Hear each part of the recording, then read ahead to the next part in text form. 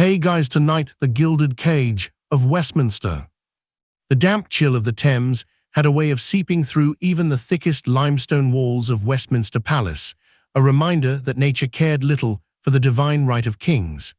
Inside the Queen's privy chamber, the air was a suffocating blend of expensive beeswax, stale incense, and the underlying metallic tang of wood smoke. Catherine sat perfectly still as her ladies-in-waiting adjusted the kirtle of her gown. The garment was a masterpiece of cloth of gold, so heavy with embedded seed pearls and silver thread that it felt less like clothing and more like a suit of ceremonial armor. This was the soft burden of her station. To the world outside these doors, she was a symbol of eternal sun. To herself, she was a woman disappearing under the weight of her own iconography. The architecture of paranoia. Westminster was not merely a palace. It was a living, breathing organism of surveillance. Architecture in the Tudor age was designed to eliminate privacy. The long galleries were built for walking, yes, but also for watching. Every tapestried wall could conceal a door, and every door had a crack through which a page or a spy could peer. "Tighter, Your Grace," whispered Mary Shelton, pulling the laces of the corset. Catherine felt the breath leave her lungs. "It is sufficient, Mary," she replied, her voice a practiced melody of calm. In this court, a gasp was interpreted as weakness, and a sigh was reported as melancholy.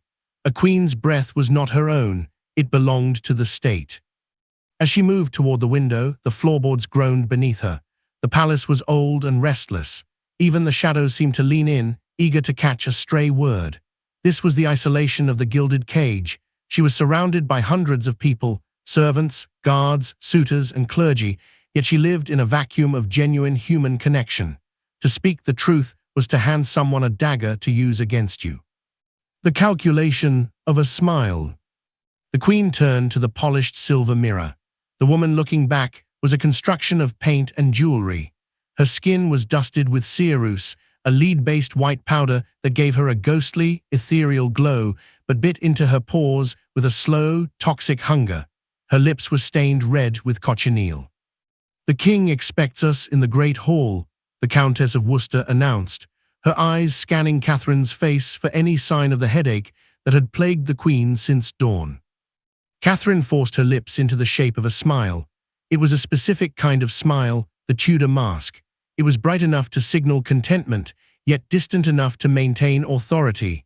It was a smile that didn't reach the eyes, for the eyes were the only part of her that still belonged to her soul, and she kept them guarded like the crown jewels. As she stepped out of her chambers, the transition was immediate. The hush of the inner sanctum was replaced by the hum of the presence chamber. Here, the social isolation became physical. A path cleared instantly. Men bowed low, their eyes diverted to the floor, while women dropped in synchronized waves of silk and velvet. She walked through them like a ghost through a graveyard. She could feel their gazes, sharp as needles, stitching together theories about her health, her favor with the king, and the state of her womb. Every hallway has ears. Halfway to the great hall, Catherine noticed two men whispering behind a marble pillar, ambassadors from the imperial court. As she passed, their conversation died instantly, replaced by the mechanical scraping of their boots as they bowed. "They speak of the king's new interest in the French girl," a voice whispered in her mind. Or perhaps they spoke of the new tax. It didn't matter. In Westminster, silence was the loudest sound of all. She remembered her mother's advice, given in a sun-drenched courtyard far away in Spain. A queen's ears must be open, but her mouth must be a tomb. The isolation was most profound in the way people spoke to her. No one asked how she felt, they asked how she fared for the king's pleasure. No one shared a joke, they shared a petition. Her humanity had been traded for a title, and the cost was a life lived in the third person. The weight of the crown. They reached the massive oak doors of the great hall. The scent of roasted meat and rushes hit her, a sensory assault that signaled the beginning of the evening's performance. The trumpets sounded, a blaring, brassy reminder of her lack of anonymity. Beside her the king stood. He was a mountain of velvet and fur, smelling of leather and expensive musk. He took her hand. His grip was firm, a gesture of affection that felt to her like the closing of a shackle. "You look pale, Kate," he remarked, his eyes roaming the room even as he spoke to her. "It is but the light of the candles, my lord," she lied effortlessly. To admit to exhaustion was to admit to failure. To be a Tudor queen was to be an eternal spring, even when the frost was biting at your heart. She took her seat on the dais, elevated above the court. From here, she could see everything: the flirtations in the corners, the exchange of secret purses, the shifting alliances. She was at the very top of the world, and yet, as she looked out over the sea of faces, she realized that the cage was not just the palace walls. The cage was the expectations of the people, the demands of the king, and the crushing silence of her own required perfection. As the music began, a haunting lute melody that skipped through the rafters, Catherine adjusted her heavy sleeves and prepared to endure another 3 hours of being watched without ever being seen. Bloodlines and bargains. The great gallery of Richmond Palace was cold, despite the numerous hearths roaring with oak logs. For Princess Catherine, the chill wasn't in the air, but in the ink drying on the parchment before her. At 15, she was no longer a girl. She had been transformed into a bridge, a narrow, fragile span of flesh and bone intended to connect the warring ambitions of 2 empires. The arithmetic of the heart. In the Tudor world, love was a poem written by commoners. For the highborn, marriage was a ledger. Catherine watched as the Spanish ambassadors and the king's counselors huddled in the corner, their voices low and rhythmic, like merchants haggling over the price of wool in a London market. They were discussing her dowry, 200,000 crowns, half to be paid upon her arrival, the rest in installments. They discussed her jewels, her plate, and the specific towns in Wales that would provide her income. Not once did they discuss her soul. "You must understand, Your Grace," her governess, Elvira, whispered in her ear, "you are the peace of Europe. Every step you take toward the altar is a step away from war."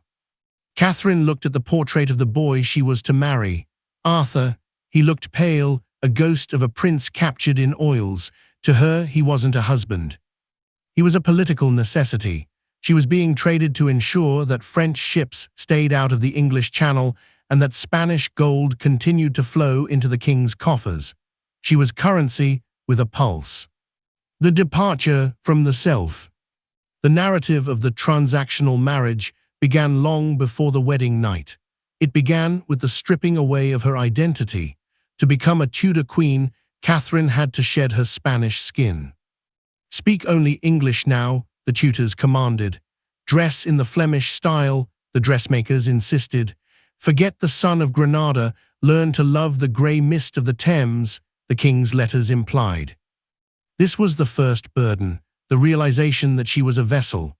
Her purpose was to receive a foreign language, a foreign culture, and eventually the seed of a foreign king. The teenage princesses of the 16th century were the ultimate diplomats, sent into enemy territory with nothing but their reproductive health as a weapon. As she boarded the ship at A Coruña, the salt spray stinging her eyes, Catherine looked back at the receding coastline of her home. She was a bargain struck in a smoke-filled room, a human sacrifice dressed in velvet. The inspection. Upon her arrival in England, the transaction moved from the theoretical to the physical. The inspection of a royal bride was a humblating ritual masked as ceremony. She remembered the meeting at Dogmasfield. King Henry VII, a man whose eyes were as cold as the coins he obsessed over, had insisted on seeing her face, despite the Spanish custom that she remain veiled until the wedding day. It wasn't a romantic gesture, it was a buyer's right to inspect the goods. He needed to ensure she was healthy, that her hips were wide enough for childbearing, and that she wasn't the shriveled creature the French rumors had suggested. She stood trembling as the king and Prince Arthur looked her over. She felt like a prize horse at a fair. "She is adequate," the king had muttered, a comment that settled in Catherine's chest like a stone. Adequate. The peace of 2 nations rested on her being adequate. The fragility of the pact. The bargain was never a one-time event. It was a daily negotiation. Catherine soon learned that her value fluctuated with the political winds. When Spain was strong, she was treated with the highest honors.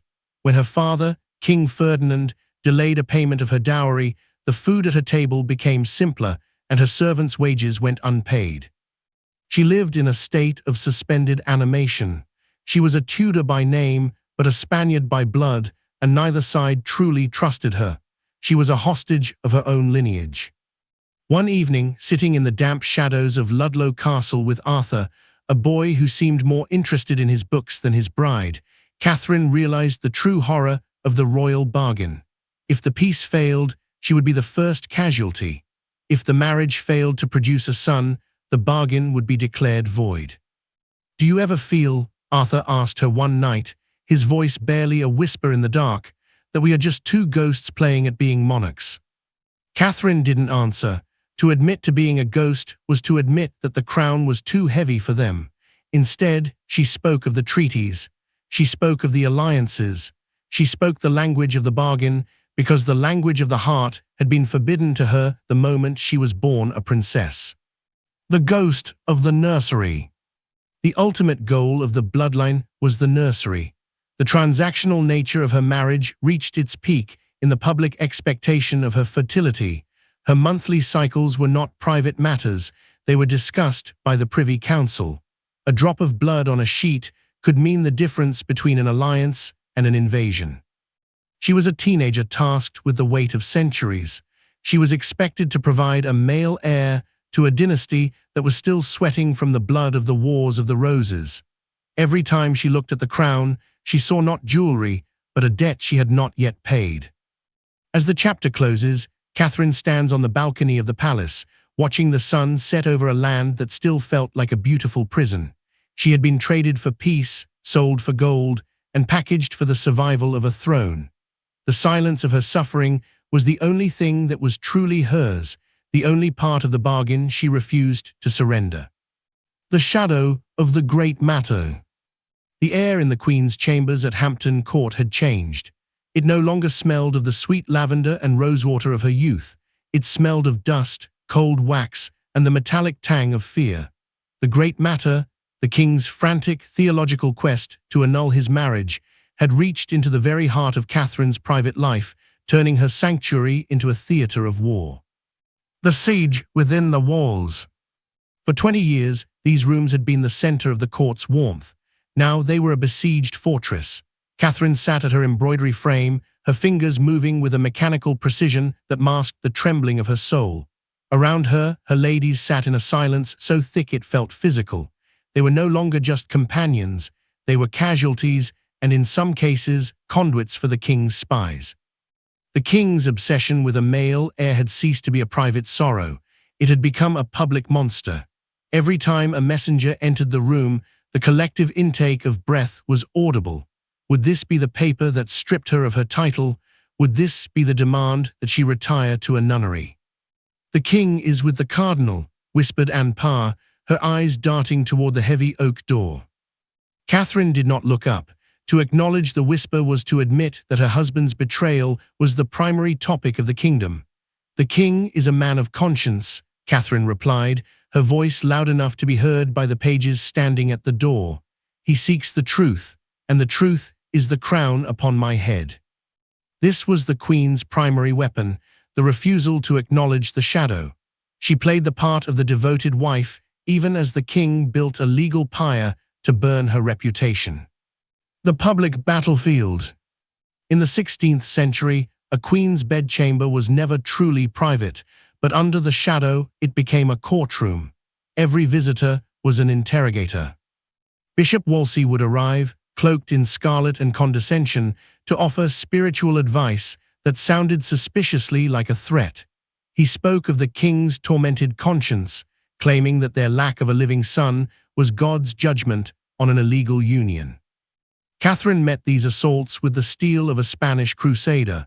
"My conscience is clear," she would say, standing tall despite the weight of her heavy damask robes. "If God has seen fit to take our sons, it is not for man to invent a sin to explain it." The battle was fought in the smallest details. The king began to withhold the jewels that had belonged to her for decades. He moved her to smaller, damper apartments. He cut her household budget, forcing her to choose between feeding her servants and maintaining the dignity of her station. This was a war of attrition designed to break her spirit so she would go quietly. The intruder in the tapestry. Then came the most bitter part of the shadow, the physical presence of her replacement. Anne Boleyn was no longer a ghost in the king's poems, she was a power in the palace. Catherine had to endure the sight of Anne wearing the queen's diamonds, sitting in the queen's place at the king's right hand, and laughing with a boldness that Catherine's upbringing had never permitted. The private chamber, once a place where Catherine and Henry had shared music and books, was now haunted by the scent of Anne's perfume. One afternoon, Henry entered her rooms. He didn't come with the usual fanfare of trumpets, but with a heavy, brooding silence. "Kate," he said, not looking her in the eye, "the scholars in Italy have reached a consensus. The Levitical law is clear. Our marriage is a blight." Catherine stood her ground. "The scholars in Italy are paid in English gold, Henry, but the Pope in Rome and the heart in my breast know that I am your one true wife." The argument that followed was not between a husband and wife, but between two opposing political ideologies. Henry saw a dynasty at risk. Catherine saw a soul at stake. The soft burden of the throne had become an iron yoke. The silence of the loyal. The most painful part of the great matter was the isolation. As the king's favor shifted, the courtiers shifted with it. Men who had kissed Catherine's hand for years now crossed the gallery to avoid her. She watched as the friends of her prosperity became the strangers of her adversity. Even her daughter Mary was used as a pawn. The king threatened to separate them, to declare Mary a bastard if Catherine did not submit. This was the ultimate psychological warfare. The queen was forced to choose between her own dignity and her child's future. In the dead of night, when the candles had burned down to stubs and the spies were hopefully asleep, Catherine would allow the mask to slip. She would kneel on the cold stone floor of her oratory, her forehead pressed against the crucifix. There, in the darkness, she didn't pray as a queen or a political figure. She prayed as a woman who had lost her children, her husband's love, and her home. The legacy of the shadow. The great matter didn't just break a marriage, it broke the old world. As the chapter ends, the bells of London begin to toll, signaling the king's latest decree. Catherine stands by her window, watching the crows circle the tower. She realized then that she was no longer fighting for a husband. She was fighting for the definition of queen. If she gave in, every queen who followed would be nothing more than a temporary guest in the king's bed. If she stood firm, she would suffer, but she would suffer as a sovereign. The shadow had turned her private life into a public battlefield, and Catherine of Aragon prepared to lead her silent army of one into the final, bitter conflict. The weight of the velvet robe. The dawn over Greenwich Palace did not bring the promise of rest, it brought the great dressing. For a Tudor queen, the body was not a private vessel of flesh and bone, but a public monument. To be seen was to be judged, and to be judged was the primary occupation of the court. The anatomy of a monument. The process began at 6 in the morning. Catherine stood shivering in her shift as a dozen women began the architectural reconstruction of her persona. First came the busk, a rigid stay made of wood or whalebone pressed against her sternum to flatten the chest and straighten the spine into an unforgiving line. It was designed to deny the soft curves of womanhood in favor of the unyielding geometry of majesty. Then came the layers, the kirtle of heavy damask, the farthingale, a structure of wire and wood that dictated how she must sit and walk, and finally, the gown itself. The velvet was crimson of the richest dye, imported from Lucca, so dense that it could almost stand on its own. It was encrusted with gold ouches and hundreds of pearls, each one adding to the literal weight upon her shoulders. By the time the sleeves were pinned and the heavy heraldic collar of the garter was placed around her neck, Catherine was carrying nearly 40 pounds of status. To the ambassadors, she looked like a goddess cast in gold. To Catherine, every breath was a tactical victory against the constriction of her stays. The mask of health. In the Tudor court, illness was perceived as a moral failing or a sign of divine disfavor. A queen who coughed was a queen who was failing. A queen who looked pale was a queen whose dynasty was brittle. On this particular Tuesday, a fever burned like a low fire in Catherine's blood. Her joints ached from the dampness of the river air, and her head throbbed in time with the drums of the palace guard. But as the physician, Dr. Linaker, approached, she straightened her back. "Your Grace looks flushed," the doctor noted, his eyes scanning for the telltale signs of the sweating sickness or the pox. "It is merely the excitement of the upcoming hunt, Doctor," she lied, her voice steady. She had spent the last hour applying extra ceruse to her face to hide the fevered redness of her cheeks. The lead-heavy makeup acted as a second skin, a white porcelain mask that forbade her pores to breathe. To admit to a fever would be to invite whispers of her fadding constitution, whispers that the king, ever anxious for a robust air, would use as a dagger. The performance of the walk. The true weight of the robe was felt in motion. A queen did not simply walk, she glided. The farthingale required a specific, sliding gait that hid the movement of the legs, making her appear as though she were floating on a tide of velvet. Catherine led the procession toward the great hall. The physical exertion was immense.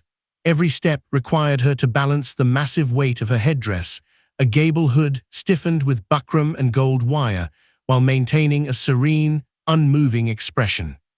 If she tripped, the court would laugh. If she fainted, the king would look for a new wife. As she passed through the ranks of bowing courtiers, she felt the gaze. It was a physical pressure, sharper than any needle. They were looking for a stumble, a bead of sweat, a momentary lapse in the regal facade. She was a high-wire artist, and her safety net was made of nothing but her own iron will. The silence of the feast. The banquet lasted 5 hours. Catherine sat on a backless chair of state. To lean back would crumple the velvet and suggest a lack of discipline. The heat from the great hearths, combined with the heavy scent of roasted venison and the stifling layers of her clothes to create a dizzying miasma. Underneath the table. Her hands were clenched so tightly that her nails drew blood from her palms.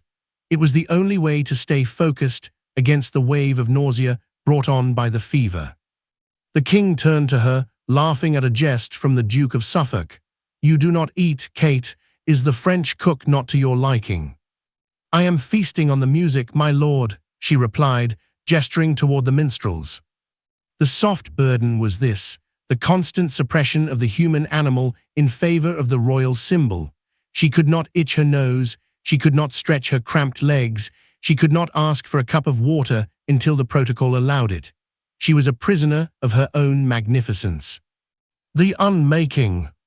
Late that night, when the doors were finally bolted and the last lady-in-waiting had been dismissed, the unmaking began. As the heavy velvet was lifted from her shoulders, Catherine felt a momentary sensation of falling. The relief was so sharp it was painful. When the busk was finally unlaced, she let out a long, ragged sob, not of sorrow, but of physical release. Her skin was bruised where the stays had bitten into her ribs. Her neck was stiff from the weight of the hood. The white lead makeup had left her face dry and stinging. She looked at the gown, now slumped over a wooden frame in the corner. In the moonlight, it looked like a hollow person. "Tomorrow," she whispered to the empty room, "I must put it on again." The tragedy of the Tudor throne was that the robe was never truly taken off. Even in her shift, the expectations of the crown remained, a weight that no amount of physical strength could ever fully support. Corridors of whispers. If the Great Hall was the heart of the Tudor court, the backstairs and service corridors were its nervous system. Here, information was the only currency that mattered, and silence was a commodity that few could afford to keep. For a queen, the terrifying reality was that her most private moments were witnessed by the very people paid to betray them. The Judas kiss of the bedchamber. Catherine sat at her dressing table, watching the reflection of Lady Elizabeth Bryan through the silver-backed mirror. Elizabeth was brushing the Queen's hair with rhythmic, soothing strokes. To an outsider, it was a scene of sisterly devotion. To Catherine, it was a study in suspicion. Elizabeth had been with her for a decade, Yet Catherine noticed the way the lady's eyes lingered on the letter resting half-hidden under a silk scarf. She noticed how Elizabeth lingered a second too long near the door when the Queen's confessor arrived. In the Tudor court, ladies-in-waiting were rarely chosen for friendship. They were political appointees, daughters and wives of powerful men who needed eyes and ears near the throne. Every time Catherine wept in private, every time she whispered a prayer for her nephew in Spain, or every time she expressed a moment of frustration with the king, it was logged. By nightfall, those whispers would find their way to the king's secretary, Thomas Cromwell, or the Duke of Norfolk. "You seem distracted, Bess," Catherine said softly, her eyes meeting the girl in the glass. "Only worried for your health, your grace," Elizabeth replied, her smile not reaching her eyes. "The king was asking after your spirits this morning." The trap was set. If Catherine admitted to being sad, it would be reported as rebellion against the king's will. If she claimed to be happy, it would be coldness. The Queen's bedchamber was a minefield where every word was a potential fuse. The architecture of betrayal. The Palace of Whitehall was a labyrinth of thin walls. The beautiful tapestries that depicted scenes from the Bible or Greek myths served a dual purpose. They dampened the chill, and they muffled the footsteps of those standing behind them. Catherine had learned to speak in code. When discussing politics with her trusted physician, they spoke of herbs and humours. When discussing her daughter Mary, she spoke of the garden. One evening, while walking through the long gallery, Catherine caught a glimpse of a shadow shifting behind a velvet curtain. She didn't stop. She didn't call out. She simply continued her conversation about the beauty of the sunset. She knew that the whisperers were a permanent fixture of her life. The psychological warfare was designed to induce a slow-burning paranoia. When you cannot trust the woman who buttons your gown or the man who tastes your wine, your soul begins to retract. Catherine felt herself becoming a fortress, granite on the outside, hollow on the inside. The price of a secret.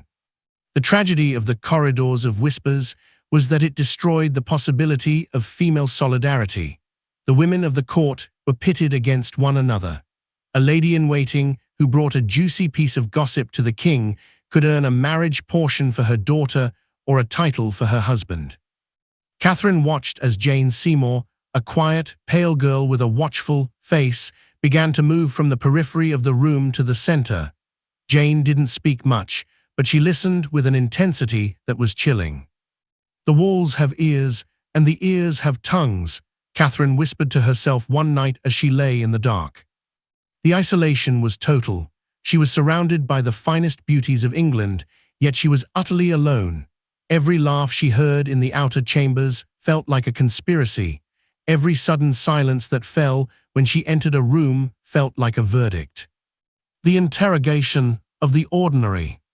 The warfare extended to the most mundane tasks. A lady would ask, "Does your grace find the king's new interest in hunting tiresome?" It sounded like small talk. It was actually an interrogation. If Catherine agreed, she was disrespecting the king's pastimes. If she disagreed too vehemently, she was hiding her true resentment. Catherine realized that the soft burden of the throne was the loss of the right to be ordinary. She could never have a bad day or a sharp tongue without it being analyzed for political treason. The Queen had to be a perfect, unmoving statue, even while the people around her were chipping away at her base with whispers. The ghostly presence. By the time the moon rose over the Thames, the whispers didn't stop. They merely changed tone. The servants' quarters buzzed with rumors about which lady the king had looked at during the masque, or which diplomat had been seen leaving the Queen's rooms late at night. Catherine sat by her fire, clutching a rosary. The beads were the only things she could hold that didn't have an agenda. She looked at the heavy oak door that led to the long gallery. Beyond that door lay a world of lies, beautifully dressed in silk. She understood now that a Tudor queen didn't just rule a court, she survived it. The crown was not just a symbol of power, it was a target. And the loudest sounds in the palace were not the trumpets of the guard, but the soft, rustling whispers of the women who called her "Your Grace" while sharpening their knives. The silent cradle. The nursery at Greenwich Palace was the most beautiful room in England and the loneliest. The walls were hung with tapestries of silver and blue, depicting playful fawns and protective lions. In the center stood a cradle made of solid oak, carved with the Tudor rose and the Beaufort portcullis. It was a masterpiece of craftsmanship, yet its only occupant was the heavy, suffocating silence of what might have been. The burden of the quickening. For Catherine, pregnancy was never a time of gentle expectation. It was a period of high-stakes gambling. From the moment the quickening was announced, her body ceased to be hers. It became a vessel for the hopes of a dynasty that was still raw from the scars of civil war. She remembered the first time. The joy had been incandescent. The king had ordered bonfires to be lit across London, and the wine ran in the streets. But for Catherine, the joy was shadowed by a terrifying physical reality. She was constantly poked and prodded by physicians who debated the heat of her liver and the balance of her humors. She was confined to her taking of the chamber, a ritual where a queen was sealed in a room with her ladies, the windows draped with heavy tapestries to keep out the rank air. Instead of comfort, the chamber felt like a tomb for the living. The lack of sunlight and the smell of stale incense made her dizzy. And then, in the dead of a winter night, the pain began, a sharp, tearing betrayal from within. The public mourning of a private loss. When the physician finally emerged to tell the king that the prince was born cold and silent, the world outside didn't stop to mourn Catherine's broken heart. It stopped to mourn the lost Prince of Wales. The tragedy of the silent cradle was its lack of privacy. Catherine was not allowed to scream in a way that relieved her. She had to scream with the dignity of a sovereign. When the blood had been washed away and the small, swaddled bundle had been taken to a nameless grave in the dark of night, she was expected to appear at the window of her chamber within days, smiling to prove she was still robust enough to try again. "It is God's will," the king would say, his voice lacking the warmth of a husband and carrying the edge of an accountant. "We must pray harder, we must be more pious." The implication was clear. The loss was a divine punishment. Every miscarriage was whispered about in the corridors as a sign that the marriage was cursed. Catherine walked the halls of Westminster feeling like a failed experiment, her very presence a reminder of a debt unpaid. The ghost of the nursery. As the years passed, the nursery became a graveyard of dreams. There was the boy who lived for 52 days, Prince Henry. For those 7 weeks, Catherine felt the weight of the world lift. She felt she had finally purchased her right to exist. She remembered the feeling of his small, warm hand against her breast. But then came the sudden fever, the frantic prayers of the clergy, and the terrible silence that followed. When he died, it wasn't just a child who passed. It was Catherine's shield. Without a son, she was vulnerable to every political wind and every wandering eye of the king. She would often find herself standing at the door of the empty nursery, her hand on the cold wood. She could almost hear the phantom cry of a child, a sound that existed only in the hollow spaces of her own mind. The soft burden of the throne was never heavier than when it sat atop a heart that had been emptied of its children. The cruelty of the comparison. The psychological warfare of the court reached its peak during these times. The spies, the whisperers from the previous chapter, would report on the length of her cycles and the shape of her belly with clinical cruelty. When the king's mistress, Elizabeth Blount, gave birth to a healthy, screaming boy, Henry Fitzroy, the blow was more devastating than any physical wound. The boy was proof that the fault did not lie with the king. The silent cradle was Catherine alone. She had to sit at a banquet and watch the king celebrate his illegitimate son, while she sat in her heavy velvet robes, her own womb feeling like a barren field of salt. She had to congratulate the mother, maintaining the Tudor mask of regal composure while her soul was screaming in the dark. The final prayer.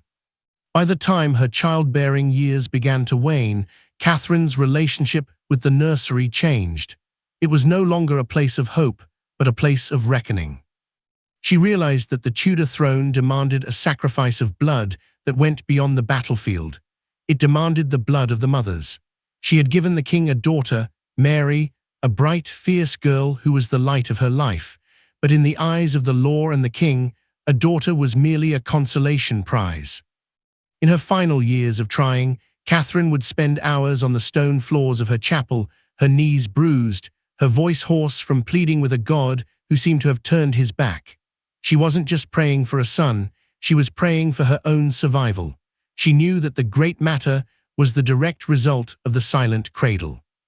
The chapter ends with Catherine walking past the nursery for the last time before being moved to a smaller, colder house. She doesn't look inside. She doesn't need to. The silence of that room had become the soundtrack of her life, a quiet, crushing weight that she would carry until her final breath. Faith and fire. The smell of incense in the chapel royal was once a comfort to Catherine, a thick, sweet veil that separated the mundane politics of the court from the eternal peace of God. But as the 1530s dawned, that smoke began to smell like something else, the smoldering ash of old books and the terrifying scent of a world being remade by royal decree. The sanctuary of the Rosary. For a Tudor queen, faith was the only thing that could not be stripped away by an act of parliament. Catherine's day began not with the king, but with the Creator. At 4 a.m, long before the sun touched the Thames, she would be on her knees. Her private devotion was a world of Latin whispers and worn vellum. She found a strange, stoic joy in the rituals of the old church, the repetitive cadence of the Ave Maria, the steady rhythm of the Mass. These were the anchors in a life that had become a storm of betrayal. "Your Grace," her confessor, Father Forrest, would murmur through the screen, "the king's new laws call for the Pope to be erased from the prayer books. They are scraping the names of saints from the walls." Catherine's grip on her beads tightened until her knuckles turned white. To her, this wasn't just a change in policy, it was a tearing of the cosmic fabric. Her internal struggle was agonizing. She owed obedience to her husband as her king, but she owed her soul to a higher authority. To choose the king was to risk damnation. To choose God was to invite treason. The king's new God. The English Reformation was not just a theological debate, it was a personal invasion. Henry VIII, once the defender of the faith, was now declaring himself the head of the church. This placed Catherine in an impossible position. In her private chambers, the shift was visceral. The Bibles in English began to appear on the tables of her ladies-in-waiting. Anne Boleyn's faction brought in forbidden tracts from Germany, whispering of justification by faith and the corruption of Rome. Catherine watched as the tapestries of the Virgin Mary were taken down for cleaning and never returned. The fire of the Reformation was literal. It was burning the icons she had prayed to since childhood. She felt as though the spiritual ground beneath her feet was turning into quicksand.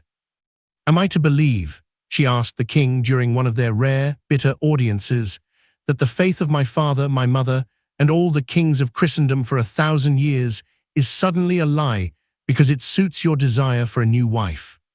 Henry's face, once golden and warm, turned the color of raw beef. "The faith is what I say it is, Kate. I am the shepherd now." The martyrdom of silence. As the laws changed, Catherine's private devotion became an act of rebellion. Keeping a Latin missal was no longer a sign of piety, it was a sign of sedition. The psychological toll was immense. She saw her friends and advisors dragged to the Tower. She heard the bells tolling for Sir Thomas More and Bishop Fisher, men who had died because they could not swear that the king was the supreme head of the church. This was the fire in the chapter's title, the agonizing heat of a conscience that refused to bend. Catherine lived in a state of perpetual mourning, not just for her children or her marriage, but for the very soul of England. She spent hours in her oratory, the floor cold against her knees, praying for the souls of those being burned at Smithfield. She began to wear a hair shirt beneath her silk and velvet gowns. The rough, irritating fabric was a secret penance, a way to keep her grounded in suffering while the court danced and feasted. The soft burden of the throne was now lined with thorns. The clash of two worlds. The struggle reached its peak when the king's officials came to remove her daughter Mary's household. They demanded that Mary acknowledge her mother's marriage as incestuous and the king's new title as supreme. Catherine stood like a pillar of salt in the center of her room. "You may take my houses, you may take my jewels, and you may take my life," she told the king's men, her voice steady and echoing off the stone walls. "But you cannot take the truth. The truth is written in the blood of the martyrs, not in the ink of a king's decree." In that moment, she wasn't just a rejected wife. She was a champion of an ancient worldview. Her faith gave her a power that Henry's laws could not touch. It was a private victory, won in a public defeat. The embers of the old way. As the chapter draws to a close, Catherine is moved to Kimbolton Castle, a cold, damp place where the Reformation seemed to have stripped the very warmth from the stones. She sat by a small, guttering fire, her hands trembling as she held her crucifix. Outside, the world was changing. The monasteries were being dissolved, their gold melted down, their libraries scattered to the winds. The fire of the Reformation was spreading, and she was one of the last embers of the old flame. She realized that her silence, her refusal to sign the oath, her refusal to acknowledge the king, great matter, was her greatest act of faith. She would die in the faith she was born into, even if she had to die alone in the cold. The internal struggle was over. The king had won the land, the law, and the church, but Catherine had kept her soul. As she closed her eyes to sleep, the scent of the incense from her youth seemed to linger in the air, a ghostly reminder that some burdens, though heavy, are the only things worth carrying. The spectre of the Tower. The Tower of London was visible from the windows of the Palace of Whitehall, its whitewashed stones gleaming like a bleached skull against the grey horizon of the Thames. For a Tudor queen, the Tower was more than a prison. It was the ultimate punctuation mark to a failed career.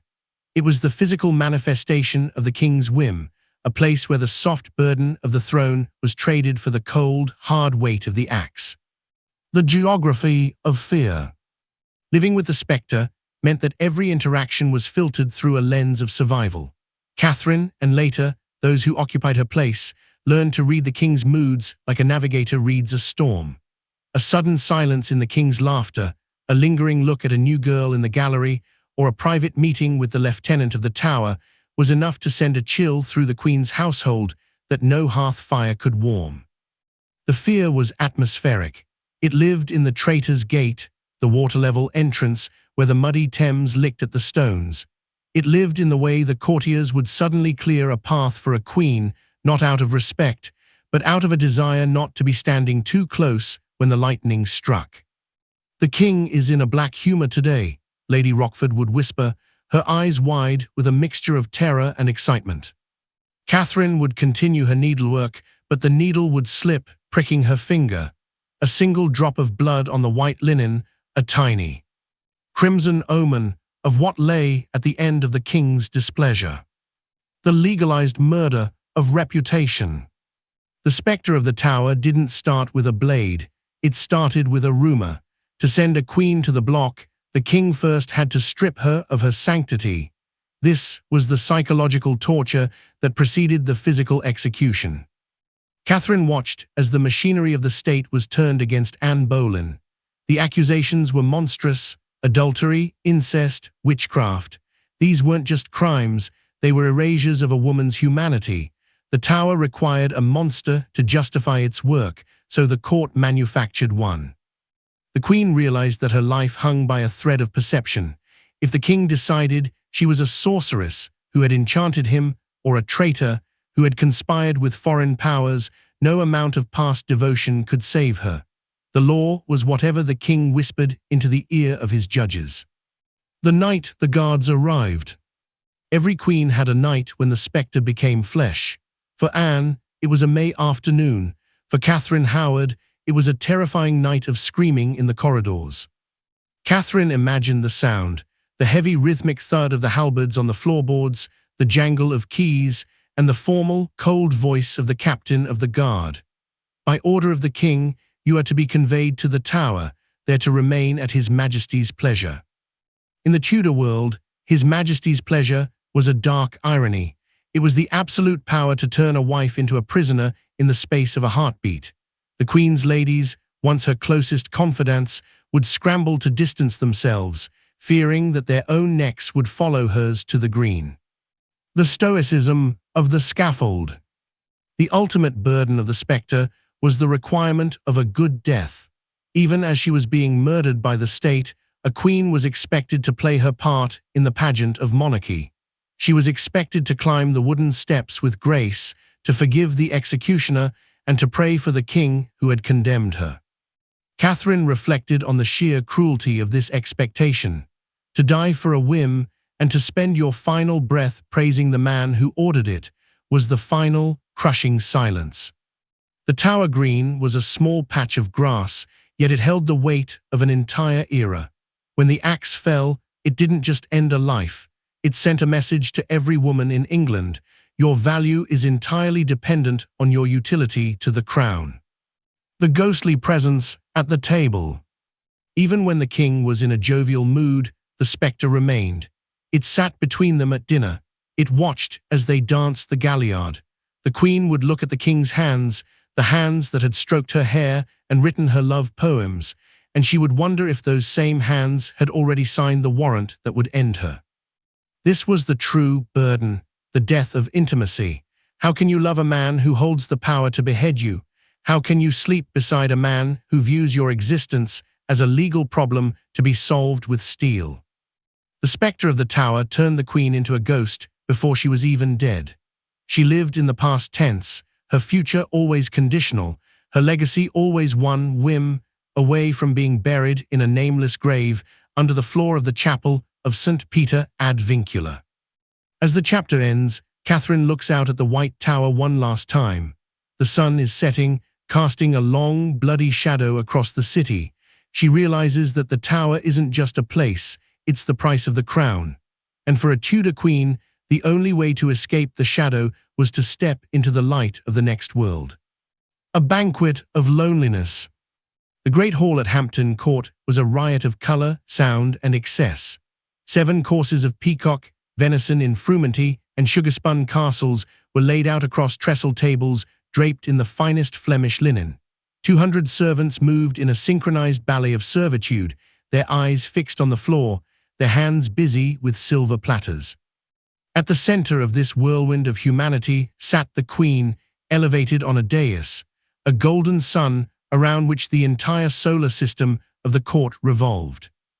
And yet, as Catherine looked out over the sea of faces, she felt as though she was sitting at the bottom of a very deep, very cold well. The noise of the void. The paradox of the Tudor throne was that the more people who surrounded you, the more invisible you became. To her servants, Catherine was not a woman, she was a set of requirements. She was a hand that needed a basin of water, a head that needed a hood, a body that needed to be moved from point A to point B. "Maury wine, your grace," a page whispered, his voice trembling with the effort to remain unnoticed. Catherine nodded, not because she was thirsty, but because the ritual of the question provided a momentary distraction from the screaming silence in her own mind. She was surrounded by ears that listened for secrets and eyes that watched for weaknesses, but she was devoid of a single heart that beat in sympathy with hers. The laughter that echoed through the hall felt like a mockery. Everyone was talking at her or about her, but no one was talking to her. The loneliness was a physical weight, heavier than the velvet of her sleeves or the gold around her neck. The danger of the truth. In this banquet of loneliness, the most dangerous thing Catherine possessed was the truth of her own heart. To share it would be to provide her enemies with the map to her destruction. She remembered a time, years ago, when she had attempted to confide in a lady-in-waiting about her grief over a lost child. Within an hour, her private sorrow had been dissected by the King's Council, analyzed for signs of hysteria, and used as an argument to limit her influence. She had learned the lesson well. The Queen must be an island. "You are silent tonight, my Queen," the King remarked, tearing into a leg of capon. His fingers were greasy, his eyes already wandering toward a group of musicians. "I am merely reflecting on the beauty of your court, my lord," she replied. The lie tasted like ash. The truth, that she felt like a ghost haunting her own life, was a forbidden language. In the Tudor court, Honesty was a luxury that only the powerless could afford. For those with a crown, the heart was a vault that had to be kept locked, even from the person sharing your bed. The mirror of the multitude. Every person in the hall was a mirror, but none of them reflected Catherine. They reflected their own ambitions. The ambassadors saw a political obstacle. The young knights saw a source of patronage. The ladies saw a standard of fashion to be mimicked or a rival to be surpassed. No one saw the woman who missed her mother's voice, the woman who feared the dark, or the woman who wondered if she would ever be loved for something other than her title. She watched a young kitchen maid laughing with a stable boy in the shadows of the buttery. For a fleeting, treasonous second, Catherine envied them.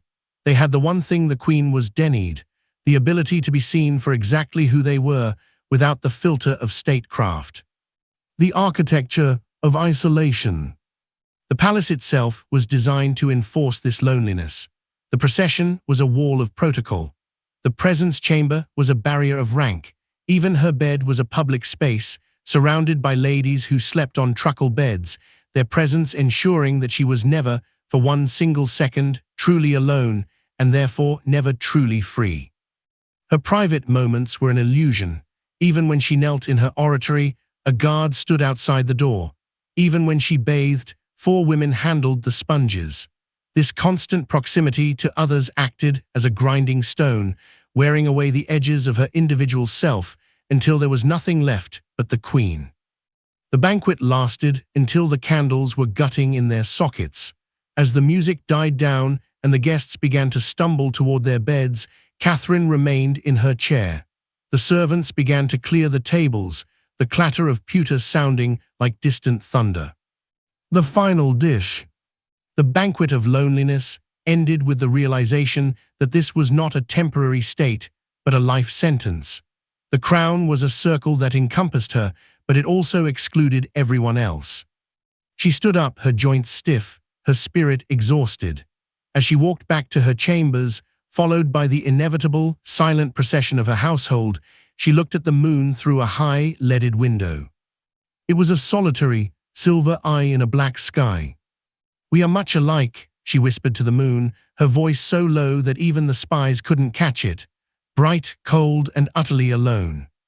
The loneliness of the Tudor throne was the soft burden that never went away.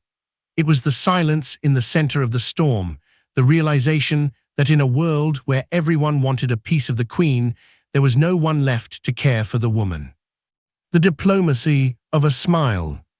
The Great Gallery at Whitehall was a theater of unspoken threats and hidden agendas. On this afternoon, the air was thick with the scent of lilies and the sharp, metallic tension of an impending war with France. While the king's ministers shouted in the council chamber, Catherine sat in the gallery, her embroidery hoop in her lap, proving that a queen's silence could be more articulate than a herald's trumpet. The soft power of the presence. In the Tudor court, influence was a matter of proximity.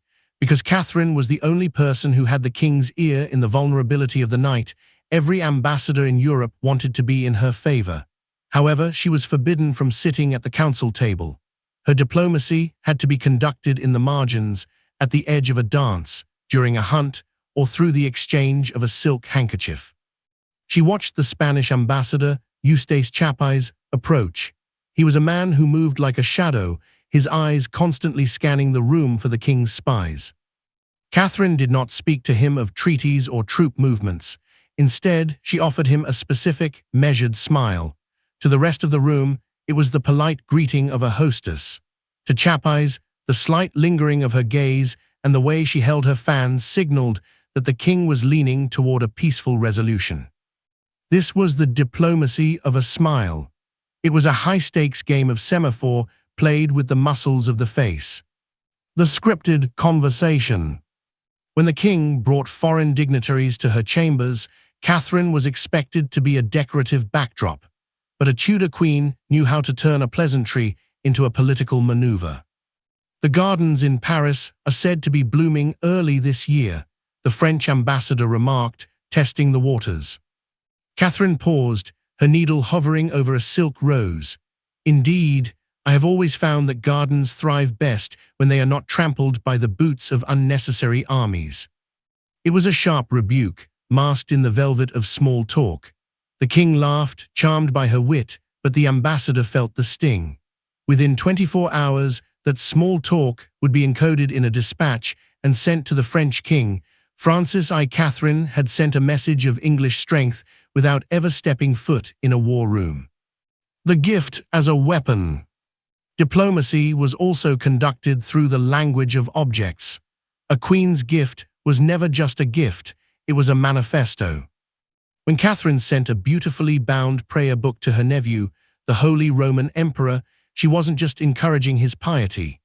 By choosing a book that emphasized the divine rite of traditional marriage, she was signaling her continued alliance with the Habsburgs against the king's growing desire for an annulment.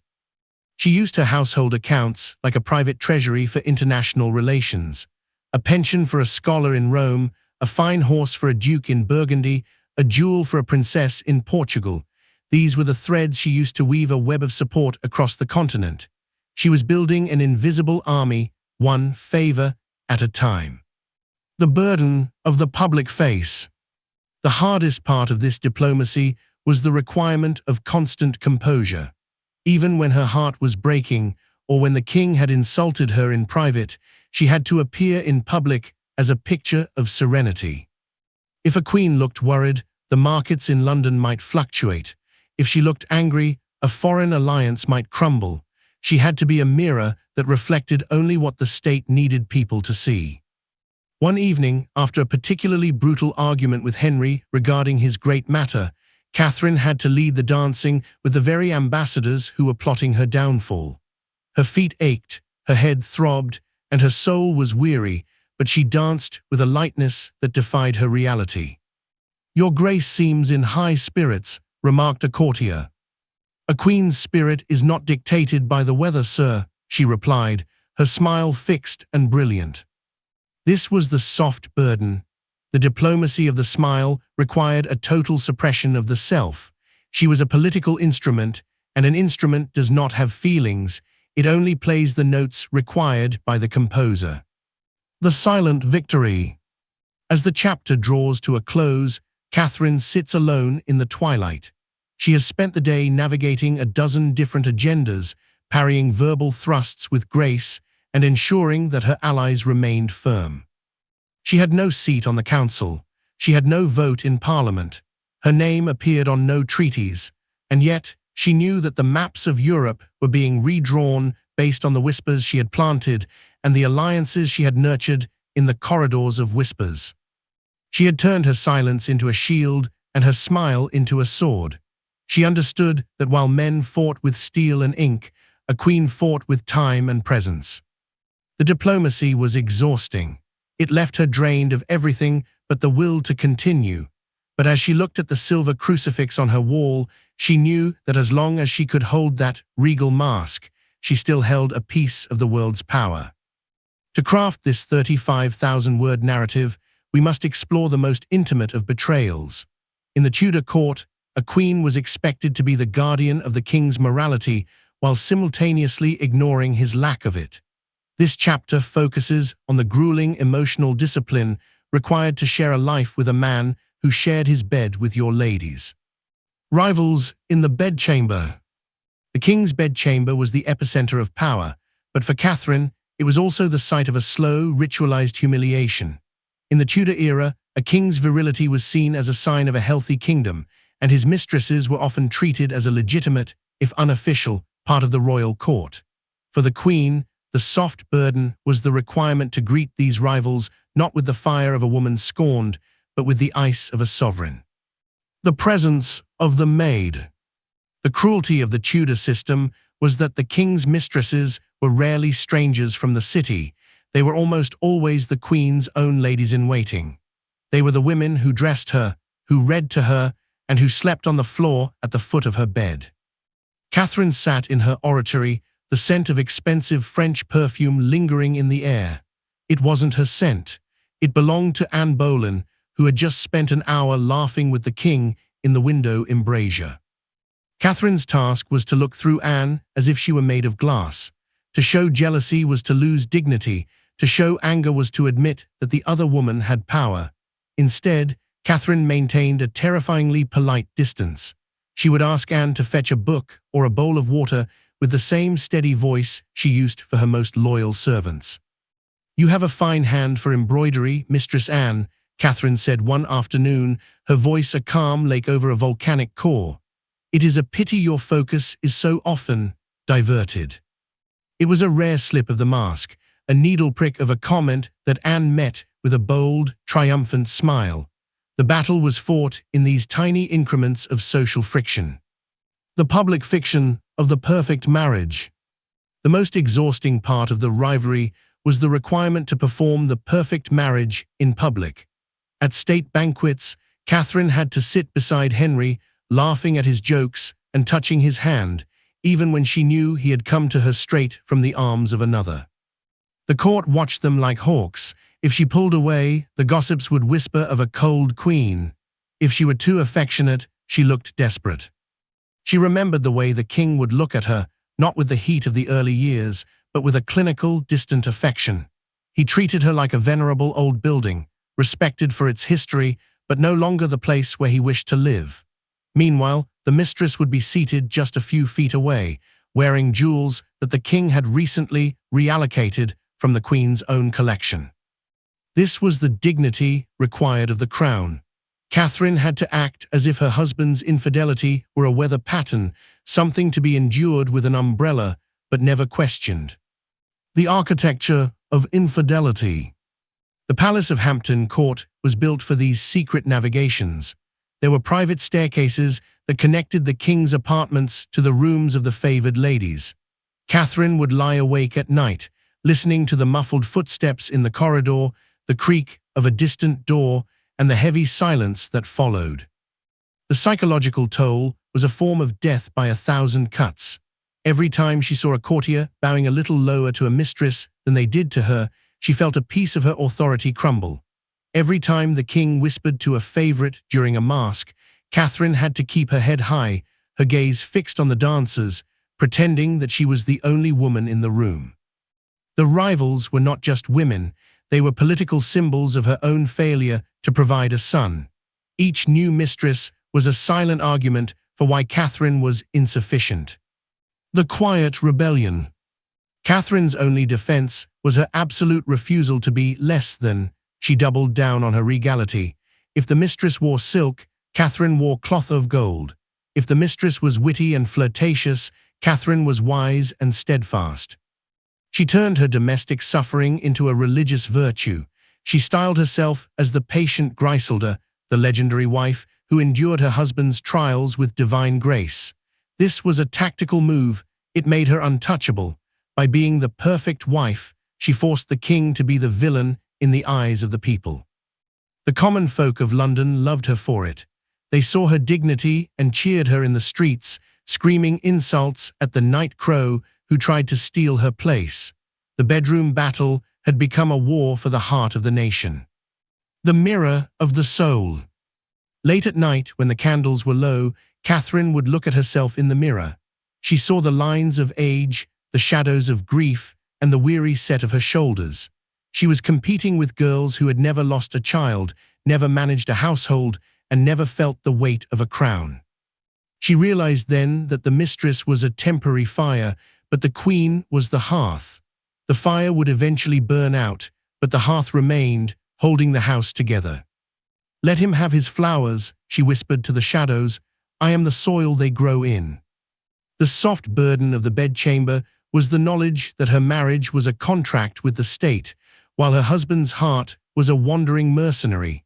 To survive, she had to stop being a wife and become an institution.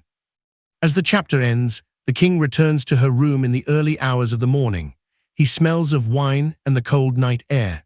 Catherine does not ask where he has been. She simply offers him her hand, her face a mask of serene, unbreakable dignity. The silence between them is a vast ocean, and the rival is just a small boat lost in the waves. The education of a martyr. The childhood of Catherine of Aragon was not a fairy tale of golden carriages and silk ribbons. It was a rigorous, decade-long apprenticeship in the art of disappearance. In the sun-drenched courtyards of the Alhambra, while other children learned the carefree games of youth, Catherine was taught the most essential skill for a Tudor queen: how to bleed in silence and call it a victory. The pedagogy of Stoicism. The lessons began at the knee of her mother, Queen Isabella of Castile, a woman who wore armor over her soul as often as she wore it over her breastplate. Isabella did not raise her daughters to be happy, she raised them to be useful. In the 16th century royal mindset, happiness was a peasant's luxury. For a princess, life was a series of strategic maneuvers. A princess, Isabella would say, her voice as cool as the mountain air of Granada, is a shield for her people. And a shield does not cry out when it is struck by the sword. It simply holds the line. Catherine's education was built on the foundation of constantia, steadfastness. She was trained by stern tutors to sit for hours without leaning back, to keep her facial muscles as immobile as marble, and to suppress the natural impulses of the body. If she was cold, she was taught to embrace the chill as a spiritual penance. If she was tired, she was taught that fatigue was a vanity. By the age of 10, Catherine understood that her physical self was merely a vessel for the Habsburg and Trastamara legacies. The theology of sacred suffering. In the Tudor era, the education of a martyr was deeply intertwined with a specific, harsh interpretation of faith. Catherine was taught that a woman's suffering was not a tragedy to be avoided, but a divine opportunity to be embraced. Every miscarriage she would later endure, every public insult from Henry, and every year of isolation was presented to her early on as a cross to be carried in imitation of the saints. Her tutors, stern, intellectual monks who smelled of old parchment, emphasized that the more a queen suffered on earth with dignity, the more brilliant her crown would be in heaven. This created a dangerous, unbreakable psychological armor. When the king eventually began his public betrayal, Catherine did not react with the shock of a victim. She reacted with the resolve of a martyr in training. She had been waiting for her test her entire life.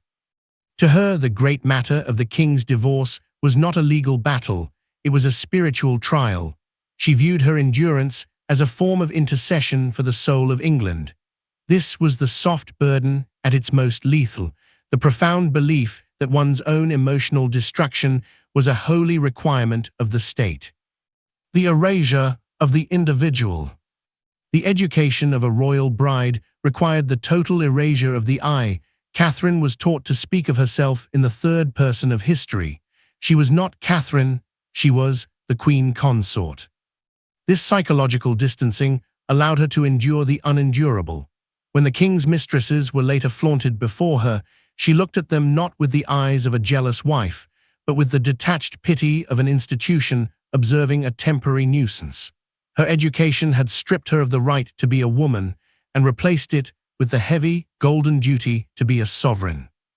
She remembered the cold letters from her father, King Ferdinand.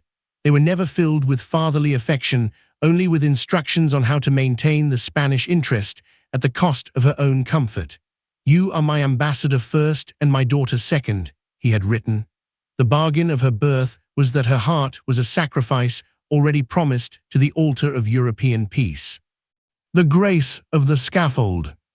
As the shadows deepened in her later years, the fruits of this education became clear. While the world around her descended into the chaos of the Reformation, Catherine remained an immovable object. Her stoicism was her greatest weapon. She had been educated to know that the world would try to break her, and she had been taught that the only way to win was to refuse to show the cracks. Even when she was stripped of her title, separated from her daughter, and sent to damp, crumbling manors, she maintained the etiquette of the Alhambra. She ate sparingly, prayed fervently, and treated her jailers with a terrifying, regal kindness. She was the perfect martyr, a woman who had been trained since the cradle to view her own happiness as a treasonous distraction. The final lesson. As the chapter concludes, Catherine sits by a window at Kimbolton, reflecting on the long journey from the gardens of Spain to the mists of England. She realizes that her educators had succeeded almost too well. She had become so adept at suffering in silence that the world, and even her husband, had forgotten she was capable of feeling pain at all. She was a monument to duty, a masterpiece of self-denial. As she closed her eyes, she didn't pray for a change in her fortune. She prayed for the strength to finish her martyrdom with the same dignity that her mother had demanded of her 30 years ago.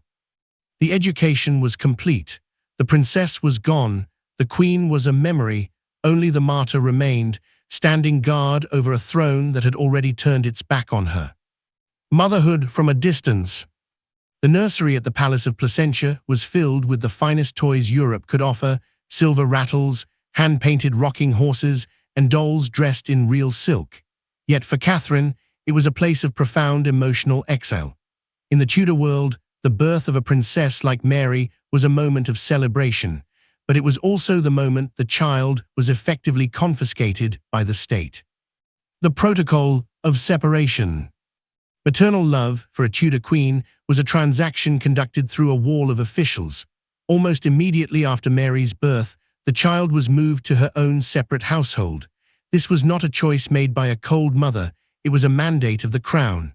A royal heir required a governor, a lady mistress, and a small army of tutors, guards, and chaplains. Catherine sat in her private closet, clutching a single lock of Mary's golden red hair. Outside her door, the whisperers of the court were already debating the child's marriage prospects. Mary was barely 3 years old, yet she was already being polished like a gemstone for a future husband. "The princess is doing well in her Latin, Your Grace," the lady mistress would report during their weekly, scheduled meetings.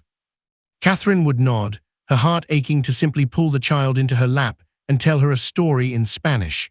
But the protocol was unyielding. To be too familiar with the child was seen as a weakness, a failure to prepare the girl for the cold realities of the throne. Maternal love had to be translated into formal letters and stiff, ceremonial visits. The governance of the heart. The heartbreak lay in the details of the distance. Catherine watched as Mary's first steps, her first words, and her first prayers were witnessed not by her mother, but by a committee of noblewomen appointed by the king. When Mary fell and bruised her knee, it was a governess who dried her tears. When Mary felt the first chills of winter, it was a nurse who wrapped her in fur. Catherine was the great mother of the realm, yet she was a stranger to the daily rhythms of her own daughter's life. She remembered a cold afternoon at Ludlow Castle. She had traveled days to see Mary, only to be told that the child was engaged in her lessons and could not be disturbed. Catherine had stood in the drafty corridor, listening to the muffled sound of Mary's voice reciting a psalm. It was a beautiful, haunting sound, the sound of a child being molded into a monument, away from the warmth of a mother's touch. The child as a political pawn. As Mary grew, the distance became more than physical, it became political. The great matter turned the daughter into a weapon to be used against the mother. The king, in his desperation for an annulment, began to restrict Catherine's access to Mary even further. "If you will not sign the oath," the king's messengers would threaten, "you shall not see the Lady Mary again." This was the ultimate psychological torture. Catherine was forced to choose between her conscience and her child. The soft burden became a crushing weight as she realized that her daughter was being taught to view her mother as a sinner and a concubine. Catherine's letters to Mary became her only lifeline. They were not the letters of a mother to a daughter, they were the instructions of a queen to a princess. "Obey the king," she would write, her tears spotting the parchment, "but never forget the truth of your birth." She was teaching Mary how to survive the very system that was keeping them apart. The silent nursery of the mind. In her final years of exile, Catherine lived in a nursery of the mind. She would close her eyes and imagine Mary's face, tracing the features she hadn't seen in months, then years. She heard rumors of Mary's illnesses, her headaches, and her bouts of melancholy, but she was forbidden from sending even a physician. The state had succeeded in turning maternal love into a formal arrangement of ink and heraldry. The distance was total. One evening at Kimbolton, Catherine received word that Mary had been stripped of her title of princess and was being forced to serve as a lady-in-waiting to the new infant, Elizabeth. The cruelty of the arrangement was exquisite. "They seek to break her spirit by making her a servant," Catherine whispered to the cold stones of her room. "They do not know that she is my daughter." She has been raised in the cold, she will not wither in the frost. The final separation. As the chapter ends, Catherine lay on her deathbed. Her final request was simple: to see Mary one last time, to hold her hand not as a queen but as a mother. The request was denied. The education of a martyr and the banquet of loneliness converged in this final act of state-mandated cruelty. Catherine died with the name of her daughter on her lips, but with the vast, empty miles of England between them. The soft burden of the throne had exacted its highest price. It had taken a woman's womb, it had taken her youth, and finally, it had taken her right to be a mother. Mary would go on to rule, her heart hardened by the same distance that had broken her mother, a tragic testament to a dynasty that valued the bloodline over the blood. The cost of ambition. If Catherine's burden was the weight of tradition, the burden for those who chased the crown was the piercing cold of the heights. Ambition in the Tudor court was not merely a desire for status, it was a fever. But as many a queen found, the closer one gets to the sun, the king's favor, the more likely one is to realize that the heat is blinding and the surrounding air is thin and lethal. The ascent, a ladder of broken glass. For the ambitious woman, the climb to the throne was a tactical masterpiece. It required the navigation of 1,000 sleights and the weaponization of every charm. Anne Boleyn did not stumble onto the throne, she engineered a revolution to reach it. The initial stages of ambition felt like fire. There was the thrill of the king's letters, the sudden bowing of men who used to ignore her, and the intoxicating realization that she could topple a queen who had stood for 20 years. But as the crown was finally placed upon her brow at Westminster Abbey, the fire began to cool into a terrifying frost. She looked down from the dais and realized that she had climbed a ladder made of broken glass. Every step had required her to sever a tie, to betray a friend, or to alienate a faction. She had reached the top, but she had arrived there utterly alone. The thin air of sovereignty. The cost of ambition was the loss of the right to be human. Once a woman reached the heights of power, she was no longer allowed a moment of doubt. The higher she climbed, the more the wind of public opinion blew against her. In the lower ranks of the nobility, a woman might have friends. In the Queen's chair, she had only clients and conspirators. Anne found that the very wit and boldness that had charmed Henry when she was a mistress were now viewed as shrillness and arrogance now that she was his wife. The king had wanted a conquest. Once the conquest was over, he was merely a man with a crown looking for his next thrill. The conflict was internal and agonizing. "I have changed the world," she whispered to her reflection, only to find that the world now hates me for it. The wind at the top of the Tudor mountain did not just blow, it searched for the cracks in one's armor. The paranoia of the peak. Ambition creates a specific kind of vertigo, the fear that someone else is climbing the ladder right behind you. Having used the king's wandering eye to her advantage, the ambitious queen now lived in terror of that same eye wandering again. The cost was the death of sleep. Every time a young, pretty girl like Jane Seymour was given a gift by the king, the queen felt the temperature in the room drop. The soft burden was the realization that power was not a static possession. It was a slippery prize that had to be defended every hour of every day. She had reached for the scepter to gain security, only to find that the scepter was a lightning rod. The higher she stood, the more visible she was to the executioner's axe. The ambition that had been her engine was now the weight that threatened to pull her into the abyss. The coldness of the king. The most bitter cost of ambition was the transformation of the king. To the ambitious mistress, Henry was a romantic poet, a hunter, a lover who promised the moon. To the queen who had won him, he became a master who demanded the impossible, a son. When the sun did not come, the wind grew gale force. The king's love, once a warm hearth, turned into a block of ice. He looked at the woman he had risked his kingdom for and saw not a partner, but a mistake. The internal conflict was a haunting question. Was it worth it? Was the silk and the gold and the title worth the loss of peace? Was the queen worth the distraction of the woman? The sunset of ambition. As the chapter draws to a close, we see the ambitious queen standing on the leads of the palace roof, looking out over the Thames. The wind is biting, tugging at her heavy velvet sleeves. She has the power she dreamed of, the title she fought for, and the crown she bled for. And yet she is shivering. She realizes that ambition is a hunger that can never be satisfied, because the Tudor throne was built to consume the women who sat upon it. The cost was everything: her reputation, her safety, her heart. She turns away from the view, the heavy doors of the palace clicking shut behind her with the sound of a prison cell locking.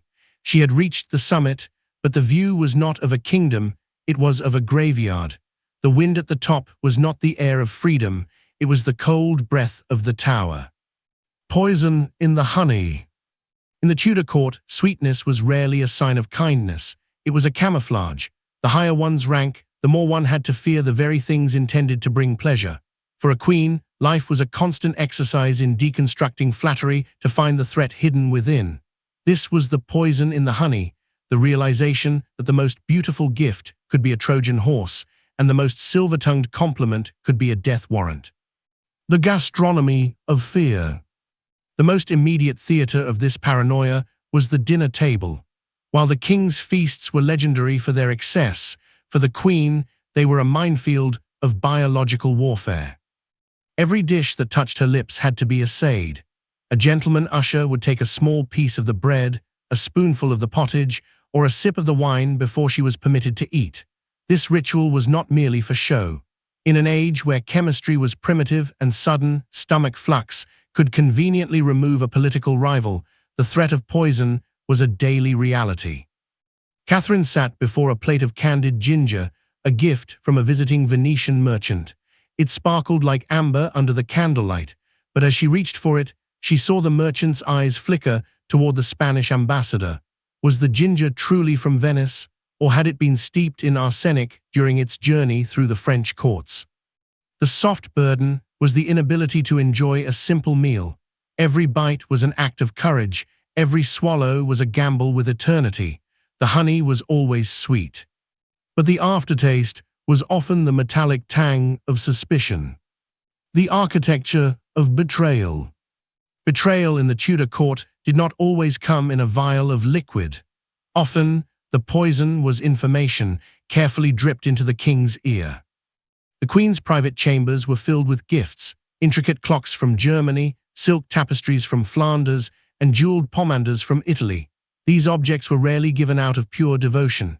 Behind every gift was a hidden agenda. A clockmaker might be a spy for the emperor. A tapestry might contain a hidden pocket for passing letters. A pomander might be filled with herbs meant to induce a miscarriage rather than ward off the plague. "A beautiful trinket, Your Grace," whispered Lady Rochford, handing Catherine a gold-bound prayer book. Catherine turned the pages, her fingers tracing the illuminated letters. She knew that the woman giving it to her was currently whispering to the king's secretary. The book was not meant for her soul. It was meant to see if Catherine would leave a treasonous letter between its pages. The honey was the gift. The poison was the surveillance it enabled. The flattery of the wolf. The psychological toll of poison in the honey was the total erosion of the concept of a friend. In the Tudor world, flattery was the primary weapon of the social climber. A courtier would bow low and praise the queen, eternal youth, while simultaneously plotting with her rival. They would write poems to her beauty while drafting legal papers to declare her marriage void. This created a profound sense of vertigo. Catherine lived in a hall of mirrors where she could never be sure if the face looking back at her was a loyalist or a predator. She remembered a young page who had been particularly devoted, bringing her fresh roses every morning. She had begun to trust him, to speak a little more freely in his presence. A week later, he was gone, promoted to the king's own service. She realized then that even the roses had been a bribe to buy her secrets. The boy hadn't loved her. He had been fishing in the queen's pond. The invisible shield. To survive the poison, the queen had to develop an invisible shield. She became an expert in doublespeak. She learned to accept a compliment with a smile that committed to nothing. She learned to receive a gift with a thank you that was as cold as the gold it was made of. She also had to manage her own household like a general. She rotated her tasters, she changed the locks on her jewelry caskets, she never spoke of her health or her fears in front of anyone who wasn't her own Spanish-born confessor. The cost of this vigilance was a permanent state of exhaustion. Paranoia is a hungry guest. It eats the spirit and leaves the body hollow. Catherine's soft burden was the loss of the ability to be vulnerable. To let down her guard for even a second was to invite the poison into her heart. The final bitter drop. As the chapter ends, Catherine is presented with a cup of spiced hippocras by a new servant. The man's hand is trembling. Is it nerves or is it guilt? She looks at the liquid, dark, red, and fragrant. It looks like blood in the dim light of the oratory.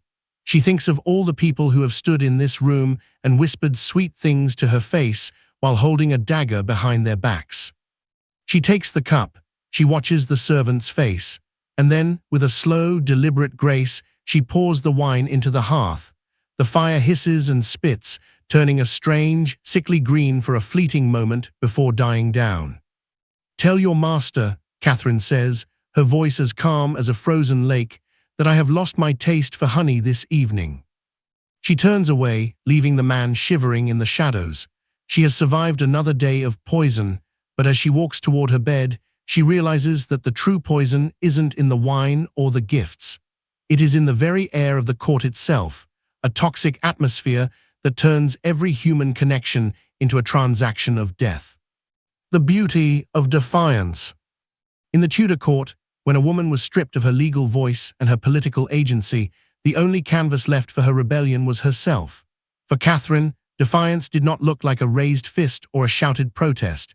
It looked like a specific shade of Spanish velvet, a particular style of embroidery, and the unwavering patronage of scholars who dared to challenge the king's new world.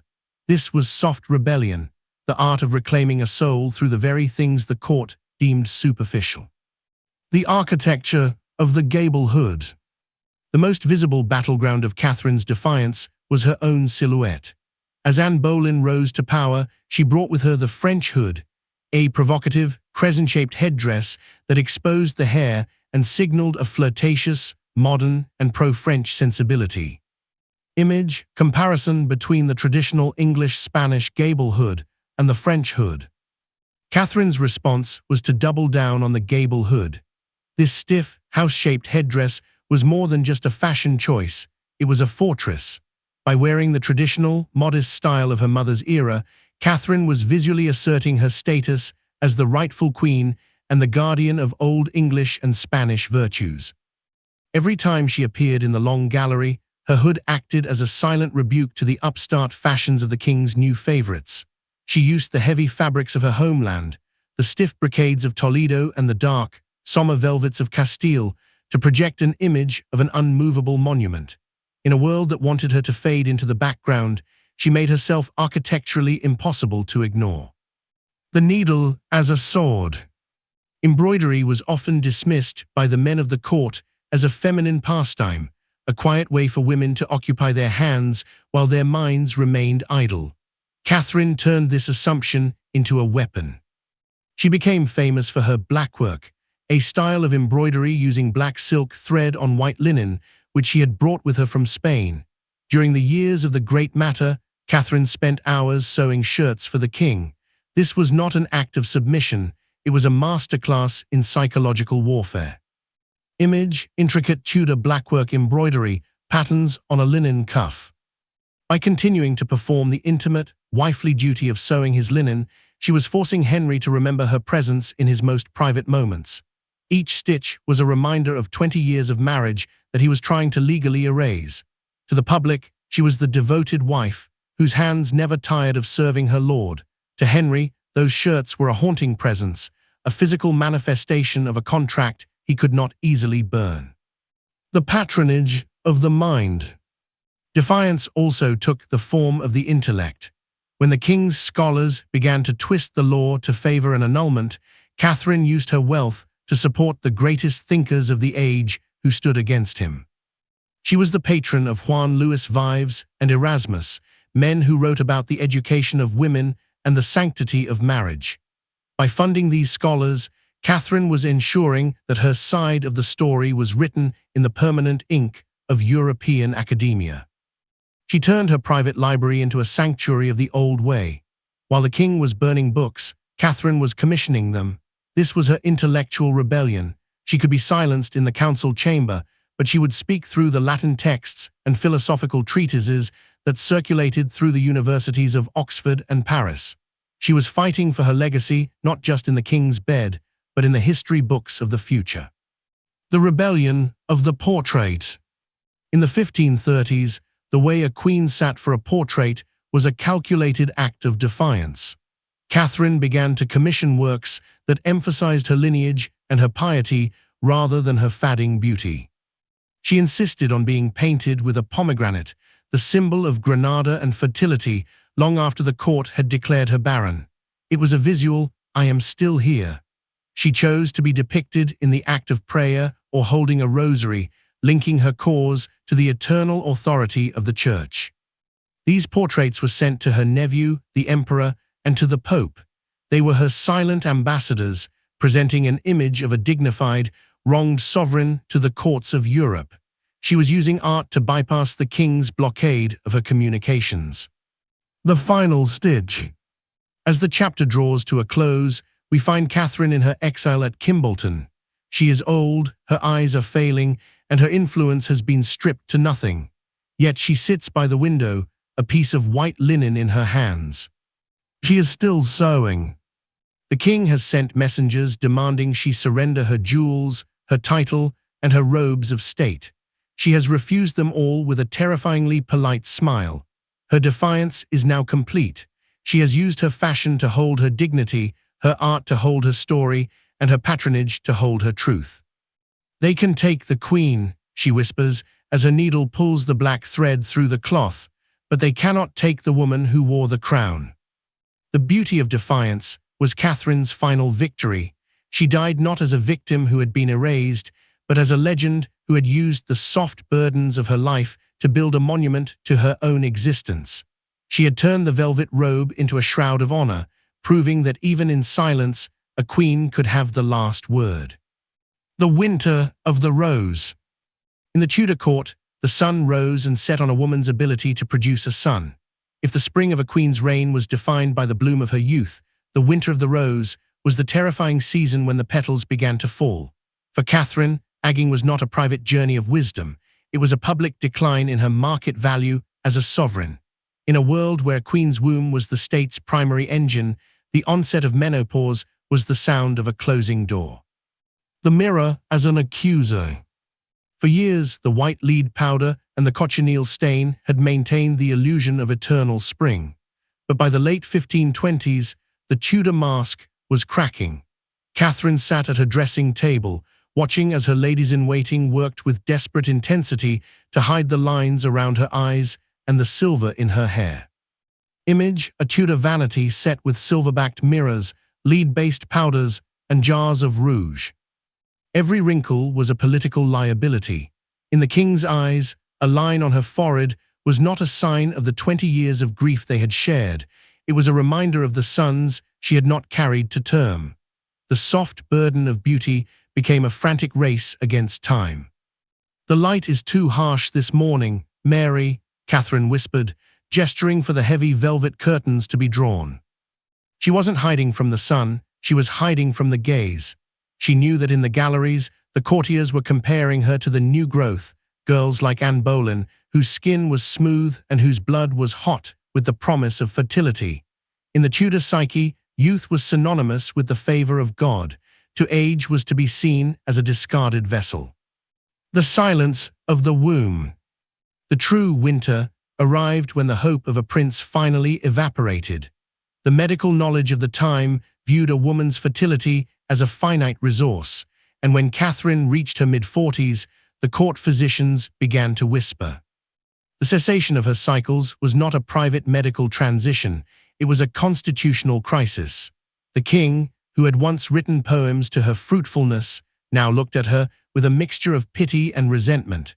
To Henry, a queen who could no longer bear children was a queen who had outlived her primary function. Image, a Tudor-era anatomical sketch, or herbalist's guide to fertility treatments. Catherine felt the shift in the atmosphere immediately. The ambassadors of the morning, men who used to crowd her chambers seeking favors, began to migrate toward the king's private apartments. Her influence, which had always been tied to her role as the mother of the future, withered like a vine in the frost. She was being written out of the future of England, relegated to the dusty pages of the past.